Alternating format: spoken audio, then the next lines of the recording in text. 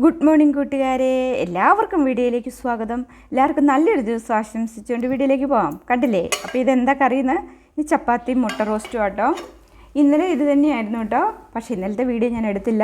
ഞാൻ ഇന്നത്തെ വീഡിയോ കേട്ടോ എടുക്കുന്നത്. ഇന്നലെ നമുക്ക് ചപ്പാത്തിയും മുട്ട റോസ്റ്റും തന്നെയായിരുന്നു കേട്ടോ.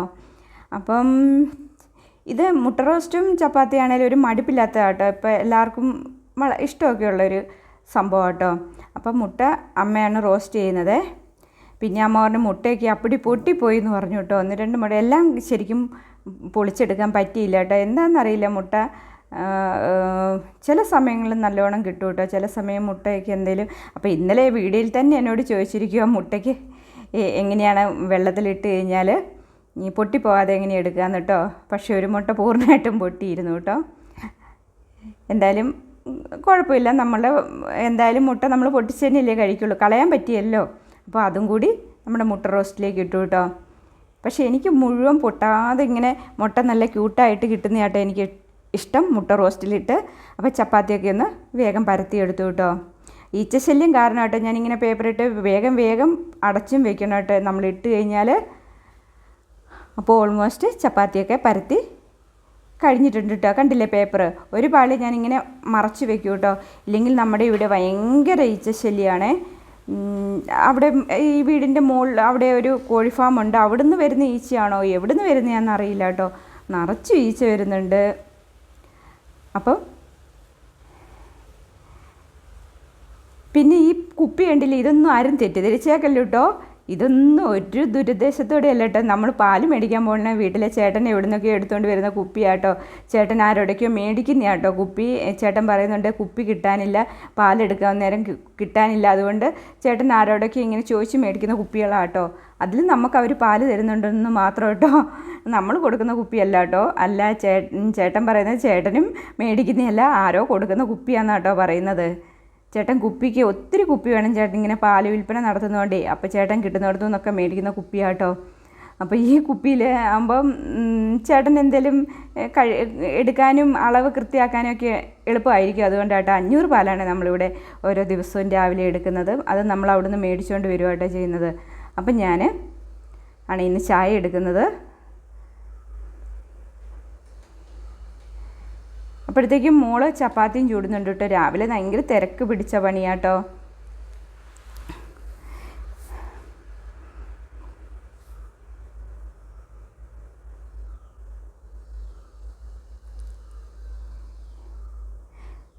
പിന്നെ മോൻ ഇന്നലെ രാത്രി ഡ്യൂട്ടി ആയിരുന്നു. അവൻ വന്നപ്പോൾ മീനും കൊണ്ടാട്ടോ വന്നത്. പിന്നെ ഞാൻ അതൊക്കെ ഒന്ന് വെട്ടിയെടുത്തു കേട്ടോ. മത്തിയായിരുന്നു. മത്തി കിട്ടിക്കഴിഞ്ഞ് കഴിഞ്ഞാൽ പിന്നെ നല്ല പണി കിട്ടൂലേ. അപ്പോൾ ഞാൻ വേഗം മത്തി നന്നാക്കൽ പണിയാട്ടോ. മത്തി നന്നാക്കുന്ന ഒരു ബുദ്ധിമുട്ടേ ഉള്ളൂ. മത്തി പൊരിച്ചും കറി വെച്ചൊക്കെ നമ്മൾ കഴിച്ചാൽ നല്ലതാട്ടോ. അപ്പോൾ ഞാൻ ഈ മത്തി കൊണ്ടുവന്നാലും കുട്ടികൾക്കൊക്കെ ഇങ്ങനെ വെട്ടി കറി വെച്ചും പൊരിച്ചും ഒക്കെ കൊടുക്കും കേട്ടോ. എപ്പോഴും നമുക്ക് കഷ്ണ മീനുകൾ മാത്രം മേടിച്ച് കഴിക്കുന്നത് അത്ര നല്ലതൊന്നുമല്ല ശരീരത്തിന്. ഈ ചെറിയ മീനുകളൊക്കെ തന്നെയാട്ടോ നല്ലത്. അപ്പം ഞാൻ വിചാരിച്ചു എന്തായാലും ഇനി അകത്തിരുന്ന് മീൻ വെട്ടി ഈച്ച മുഴുവനും അകത്താക്കണ്ട, ഒരു മീൻ വെട്ടിയാൽ മതി, പിന്നെ ഈച്ച മുഴുവനും കൂടി അകത്തേക്ക് വരും കേട്ടോ. അതുകൊണ്ടാട്ടോ ഞാനിങ്ങനെ പുറത്തിരുന്ന് മീൻ വെട്ടാമെന്ന് വിചാരിക്കുന്നത്. എനിക്ക് ഈച്ചയുടെ ശല്യം കാരണം ഭയങ്കര ബുദ്ധിമുട്ടായിട്ടുണ്ട് കേട്ടോ. എന്താ ചെയ്യാമെന്നറിയില്ല.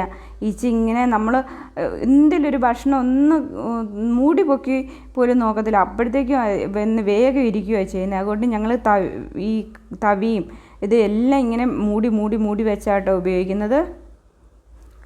മുറ്റത്താകുമ്പോൾ നല്ലോണം വെട്ടുകയും ചെയ്യാം, കാറ്റ് കൊണ്ടിരുന്ന് വെട്ടുകയും ചെയ്യാം. പുറത്തൊക്കെ ഭയങ്കര അകത്തൊക്കെ ഇരുന്ന് മീൻ വെട്ടിയാൽ തന്നെ നമ്മൾ മടുക്കും കേട്ടോ. അപ്പം ഇന്ന് നമ്മൾ രാവിലെ തന്നെ ജോലി കണ്ട് ഇത്തിരിയൊക്കെ നല്ലോണം ചൂടൊക്കെ ആയിട്ടുണ്ട് കേട്ടോ. ഞാൻ മടുത്തു, ഏകദേശം ജോലിയൊക്കെ ചെയ്ത് മടുത്തു. പിന്നെ ഈ മീൻ വെട്ടി നമുക്ക് ഇതും വെട്ടി ഇതൊന്ന് കറിയാക്കി കഴിഞ്ഞാൽ ആദ്യം ഞാൻ തല കുളിച്ചു കേട്ടോ. ഇനിയും ഞാൻ മേല് കുളിക്കാൻ വേണ്ടിയിട്ട് ഈ മീൻ കൊണ്ടുവരുന്നതുകൊണ്ടാട്ടോ ഞാൻ വെയിറ്റ് ചെയ്ത് നിന്നത്. അപ്പോൾ ഇനി ഈ മീൻ വെട്ടിയിട്ട് ഞാൻ മേലും കൂടി കുളിക്കും കേട്ടോ. തലയൊക്കെ കുളിച്ചിരിക്കുക കേട്ടോ. അപ്പം മീനൊക്കെ ഏകദേശം പൊരിഞ്ഞ് വന്നിട്ടുണ്ട് കേട്ടോ. വലിയൊരു സുഖമൊന്നുമില്ല. അപ്പം ഞാൻ വിചാരിച്ചു ഇന്നൊരു വെറൈറ്റി ആയിട്ട് വെക്കാം, എന്നാലേ ഒരു ടേസ്റ്റ് കിട്ടട്ടെ മീനെന്ന് വിചാരിച്ച്. എന്തായാലും മീൻ കണ്ടപ്പം വലിയൊരു സുഖമുള്ള, അല്ലെങ്കിൽ ഇപ്പം മീനും നെയ്യൊന്നും ഇല്ലാത്തതുകൊണ്ട് വലിയ സുഖമൊന്നുമില്ല.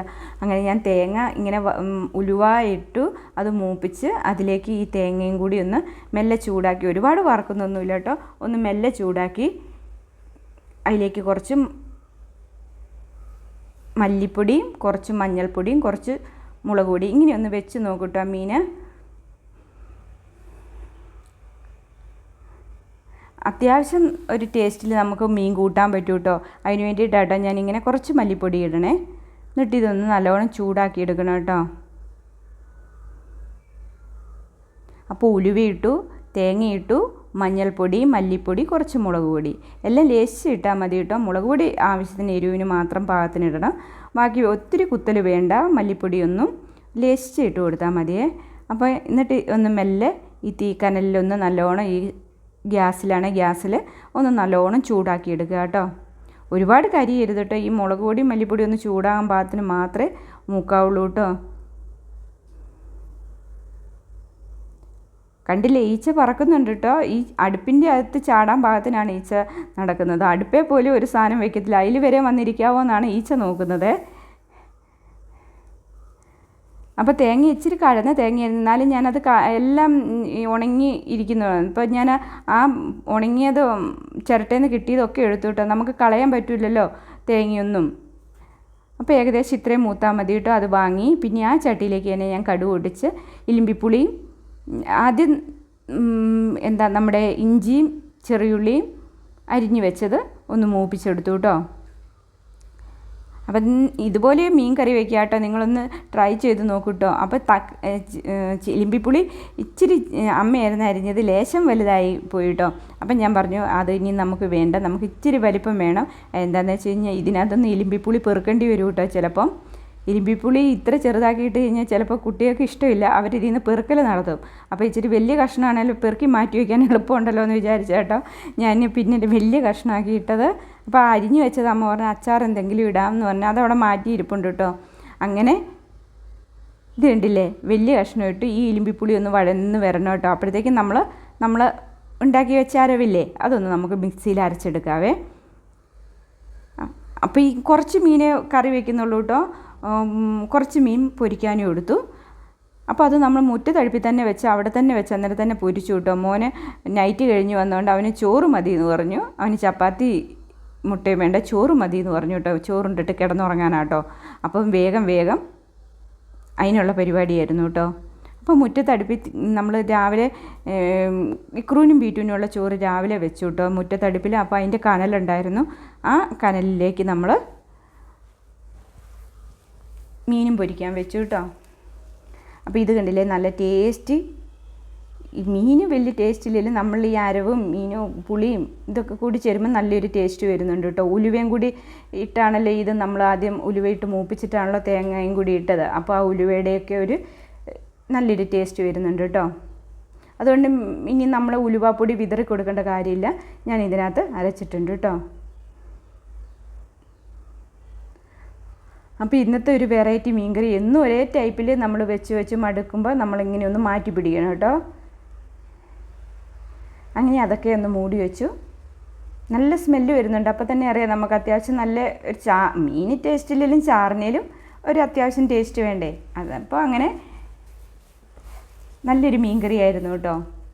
പിന്നെ ഞാൻ ഉപ്പ് നോക്കിയപ്പോൾ ഉപ്പ് ഇത്തിരി കുറവ് പോലെ തോന്നി, കുറച്ച് ഉപ്പ് കൂടി ഇട്ട് കൊടുത്തു.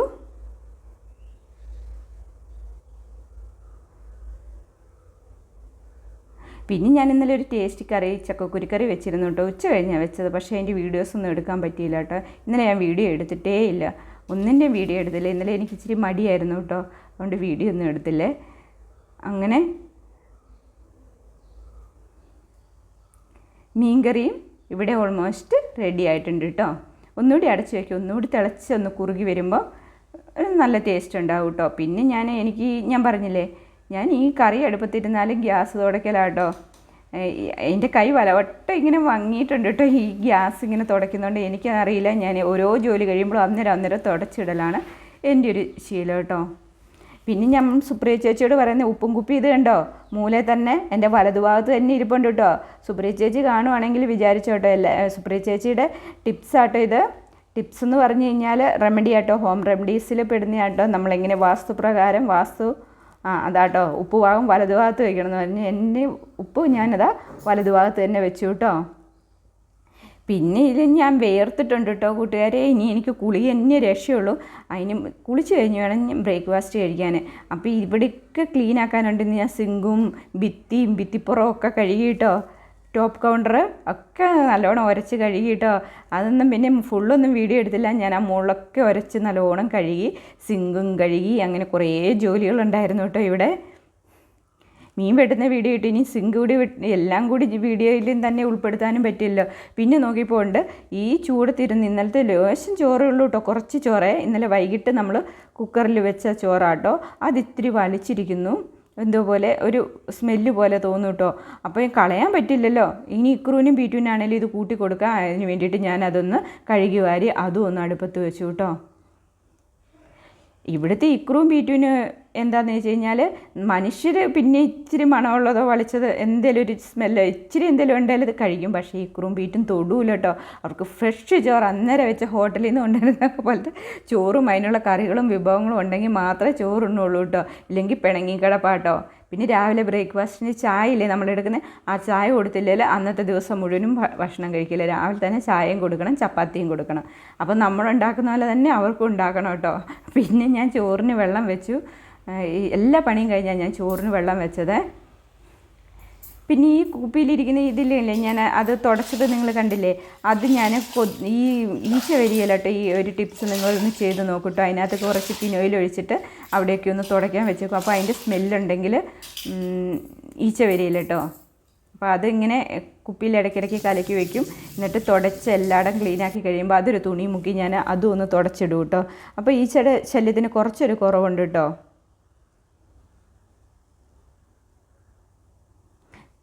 പിന്നെ മോന് പിന്നെ അവന് ഉള്ള ഫുഡൊക്കെ കൊടുത്തു കഴിഞ്ഞിട്ടാട്ടോ ഞങ്ങൾ പിന്നെ വേറെ ജോലിയിലേക്കൊക്കെ തിരിഞ്ഞത്.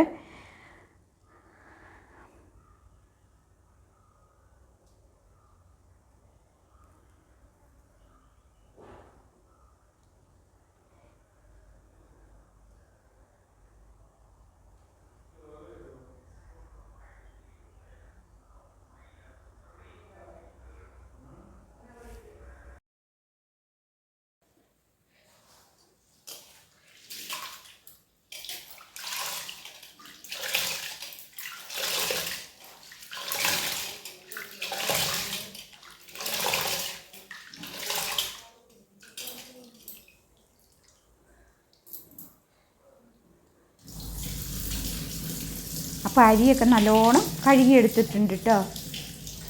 ഇതിങ്ങനെ വെള്ളം തെളിയുന്നോടെ വരെ കഴുകിയാലേ എനിക്കൊരു മനസാന്നിധ്യം ഉള്ളൂ കേട്ടോ. അപ്പോൾ അരി കഴുകിയാലും എനിക്കിങ്ങനെ വെള്ളം തെളിഞ്ഞ് വരുന്നോടെ വരെ ഞാൻ കഴുകും കേട്ടോ.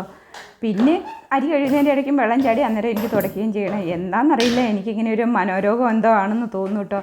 കിച്ചണിൽ കയറിയാൽ അതുകൊണ്ട് തന്നെ ഞാൻ വീഡിയോ എടുക്കുമ്പോഴും എനിക്ക് കുറേ സമയം വേണ്ടി വരുന്നുണ്ട്.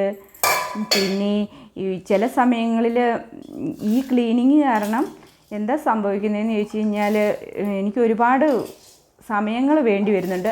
സമയം വേണ്ടി വരികയല്ല, വീഡിയോ പലരുടെ ലൈവ് നഷ്ടമാകലുണ്ട്. പലരുടെയും വീഡിയോ കാണാനുള്ള സമയം, കമൻ്റ് ഇടാനുള്ള സമയമൊക്കെ വൈകുന്നുണ്ട്. എന്താണെന്ന് വെച്ച് കഴിഞ്ഞാൽ കിച്ചണിൽ കയറിയാൽ ഇത് തന്നെയാണ്. തുണി അലക്കാൻ പോയാൽ അവിടെ അലക്കലും പിന്നെ തിരുമ്പലും പിന്നെ അലക്കൽ പിന്നെ അത് ഒരു ജോലി തന്നെ ഇങ്ങനെ നിൽക്കുന്നതുകൊണ്ട് കേട്ടോ. എന്താണെന്നറിയില്ല, എനിക്ക് അങ്ങനെ ഒരു പ്രത്യേക അസുഖം കേട്ടോ. അതെന്തോ ഒരു അസുഖം. ക്ലീൻ ചെയ്തോടെ തന്നെ ക്ലീൻ ചെയ്തുകൊണ്ടിരിക്കുക, അലക്കിയോടെ തന്നെ പിന്നെ അങ്ങനെ ഒരു സ്ഥിതി കേട്ടോ. എനിക്ക് കിച്ചണിൽ കയറി കഴിഞ്ഞ് കഴിഞ്ഞാൽ പിന്നെ കിച്ചണിൽ നിന്ന് ഇറങ്ങാൻ കുറേ സമയം വേണം. ഇങ്ങനെ കഴുകിയും തുടച്ചും തന്നെ എൻ്റെ ടൈം കുറേ. അതുകൊണ്ട് തന്നെ കേട്ടോ ഒരു പരിധി വരെ ഞാൻ മുറ്റത്ത് വെച്ച് കാര്യങ്ങൾ ചെയ്യുന്നത്. പിന്നെ നമ്മുടെ കഞ്ഞിയൊക്കെ തിളച്ച് വെന്തിട്ടുണ്ട്. ഇനി കുക്കറി വയ്ക്കുക. ഇത്രയൊക്കെ ഉള്ളൂ കേട്ടോ ഇന്നത്തെ വിശേഷങ്ങൾ. കൂട്ടുകാരെ എല്ലാവരും വീഡിയോ മറക്കാതെ കാണണം, സബ്സ്ക്രൈബ് ചെയ്യണം, ലൈക്ക് ചെയ്യണം, ഷെയർ ചെയ്യണം. അപ്പോൾ thank you for watching. Thank you so much. Take care.